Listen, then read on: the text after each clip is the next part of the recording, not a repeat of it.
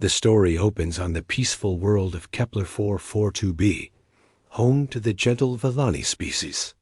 These blue-skinned, tall beings have built a society based on harmony and scientific advancement. Their cities float above crystal lakes, powered by clean energy harvested from their twin suns.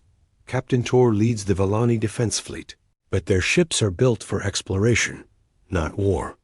When the brutal Kravex Empire arrives with massive warships, the Vellani realize they face extinction. The Kravex are reptilian conquerors who strip worlds of resources and enslave populations. Tor sends out a desperate message across the galaxy. Any species willing to help, please respond. We offer all our scientific knowledge in exchange for military aid. Most species ignore the call. Others send polite refusals. The galaxy has learned to avoid the Kravex Empire. Then humanity responds. Commander Jake Smith receives the message. Aboard the human battleship, Terra's Wrath. Humans have been exploring space for only 50 years, but they've already gained a reputation. Other species whisper about the Deathworlders, beings who evolved on a planet so dangerous that they became living weapons. Jake studies the Vellani message. His crew watches as he makes the decision that will change everything. Set course for Kepler 442b, he orders. Full fleet deployment. The Vellani receive humanity's response. Help is coming, hold your position. Tor feels hope for the first time in days. Though he wonders what these humans might be like, the human fleet arrives in the Kepler system like a pack of hungry wolves. Their ships are dark, angular, and covered in weapons. The Vellani have never seen anything like them. Tor's communications officer, Lynn, establishes contact with the human flagship. The view screen flickers to life, revealing Commander Jake Smith, a scarred human with cold blue eyes and graying hair. Commander Smith of the Human Defense Force, Jake says. We received your distress call. Tor explains the situation. The Kravex have landed ground forces on 3 continents. Their orbital bombardment ships will begin destroying cities in 72 hours unless the Vellani surrender. How many Kravex ships? Jake asks. 47 warships, Tor replies. Each one twice the size of our largest vessel. Jake nods calmly. We brought 12 ships. Tor's hope begins to fade. How can 12 ships face 47? Jake continues. We'll need detailed information about Kravex tactics, their ship designs, and ground force positions. As the Vellani share their intelligence, they learn disturbing facts about humans. Earth is a Class 12 death world, a planet so hostile that surviving there requires constant adaptation to danger. Humans evolved as persistence hunters capable of tracking prey across vast distances. Their bodies can function despite severe injury. Their minds remain calm under extreme stress. Lynn discovers that human ships carry something called nuclear weapons. When she asks about them, the human weapons officer, Tom, explains with frightening casualness. Planet crackers, Tom says. We don't use them often, but the Kravex should know we have them. The Vellani begin to understand that they haven't just called for help. They've summoned something terrifying. The battle begins at dawn. The Kravex fleet, confident in their numerical advantage, moves in traditional formation.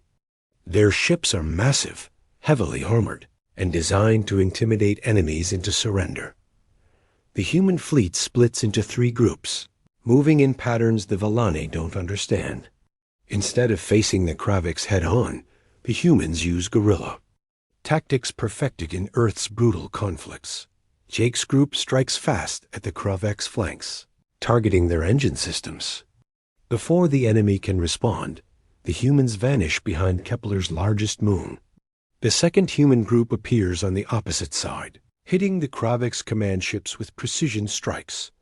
The Kravex Admiral Gorth becomes frustrated. His species values honor in combat, direct confrontation between equals. These humans fight like scavengers, appearing and disappearing, striking weak points instead of engaging properly. Cowards! Gorth roars. Face us with honor. Jake's response comes. Over open channels. Honor doesn't protect innocent civilians. We're here to win, not to impress you. The third human group launches a surprise attack on the Kravik's ground forces. Human soldiers, led by Sergeant Kate Brown, drop from orbit in armored pods. They land behind enemy lines and begin systematic elimination of Kravik's positions. The Vellani watch in amazement and horror as humans demonstrate their Deathworld origins. Kate's squad moves through hostile terrain that would kill most species. They fight for 18 hours straight without rest. When Kravik's warriors, each one 3 times human size, engage them in close combat, the humans use weapons, environment, and pure determination to overcome superior physical strength. Tor realizes that humans don't just come from a death world. They've turned themselves into living weapons. Every aspect of their technology and tactics reflects their planet's harsh lessons. The battle reaches its climax as the Kraveks, desperate and angry, prepare to orbital bombard Vellani cities despite still having ground forces on the planet. Gorth decides that if he cannot claim this world, no one will have it. Jake realizes the enemy's intention. With Kravek's bombardment ships moving into position, millions of Vellani civilians have minutes to live. All ships, Emergency Protocol 7. Jake orders. The human fleet converges on the bombardment ships in a coordinated suicide run. They absorb massive damage while closing distance, their smaller ships weaving between Kravek's fire like angry insects. Aboard the Terra's Wrath, Jake's bridge crew continues their duties as systems fail around them. Communications Officer Lisa maintains contact with ground forces while fire spreads through her console. Engineering Chief Mark keeps engines running despite hull breaches that would panic most species. The Vellani witness something they've never seen before. Warriors willing to die for strangers. Human culture, forged by Earth's constant dangers, values the protection of others above personal survival. Kate's ground team receives Jake's final transmission. Package is armed. Clear the drop zone. The humans have planted something in the Kravik's ground command center, not just explosives, but a device that will cripple the entire enemy communication network. As human ships break through Kravik's defenses, Jake makes a decision that defines humanity's reputation forever. Instead of destroying the bombardment ships and risking civilian casualties from falling debris, he rams the Terra's Wrath directly into the enemy flagship. The collision destroys both vessels, but it also creates a gap in Kravik's formation. The remaining human ships pour through, targeting the bombardment fleet with desperate precision. Gorth, his flagship destroyed and his fleet in chaos, faces a choice no Kravik's commander has ever confronted: retreat from numerically inferior enemies. The Kravik's fleet retreats in disorder, leaving behind their ground forces and abandoning their conquest. For the first time in their expansionist history, they've encountered an enemy that frightened them more than they frighten others. The Vellani emerge from their shelters to find human soldiers helping with rescue operations. Kate's team, despite being exhausted from constant combat, works alongside Vellani civilians to dig survivors from collapsed buildings. Tor meets with the surviving human commanders aboard the damaged ship, New York's Revenge. He expects to find warriors still burning with battle fury. Instead, he discovers tired humans who ask first about Vellani casualties and reconstruction needs. Why? Tor asks Commander Jake's replacement, Colonel Mike Davis. Why did you sacrifice so much for strangers? Mike considers the question carefully. On Earth, we learned that survival depends on protecting each other. A pack that abandons its members doesn't survive long. You called for help, so you became our pack. The Vellani begin to understand that humans aren't just effective warriors, There's something rarer. They're a species that treats strangers like family when those strangers are endangered out as news of the battle spreads across the galaxy. Other species react with mixed emotions. The peaceful worlds celebrate humanity's victory. The aggressive empires take note of humanity's capabilities. Everyone realizes that Earth's Deathworlders have announced themselves as the galaxy's newest power.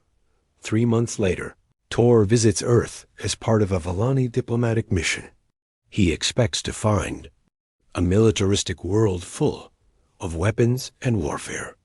Instead, he discovers cities full of art and music, families playing in parks, and children learning about science and exploration.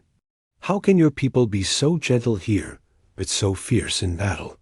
He asks his human guide, Dr. Emma Johnson. Emma shows him a memorial wall listing human soldiers who died defending other worlds, not just Kepler-4, 42b, but a dozen other planets that have called for help since then. Earth taught us that life is precious because it's fragile, Emma explains. We fight so hard to protect it because we know how easily it can be lost. The story ends with humanity's emergence as the galaxy's protectors. Other species now send their distress calls to Earth, knowing that humans will answer regardless of distance, danger, or cost.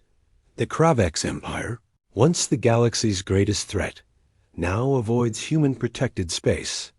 Their warriors tell stories of the mad Deathworlders, who fight without fear and die without hesitation for complete strangers. But on Earth, humans simply call it doing the right thing. They continue exploring the galaxy, making friends, sharing knowledge, and occasionally answering desperate calls for help with the fury that only a Deathworld can produce. The final scene shows Jake Smith's name being added to the memorial wall, while somewhere in space, another distress call reaches human monitors. The response is already being prepared. Help is coming. Hold your position.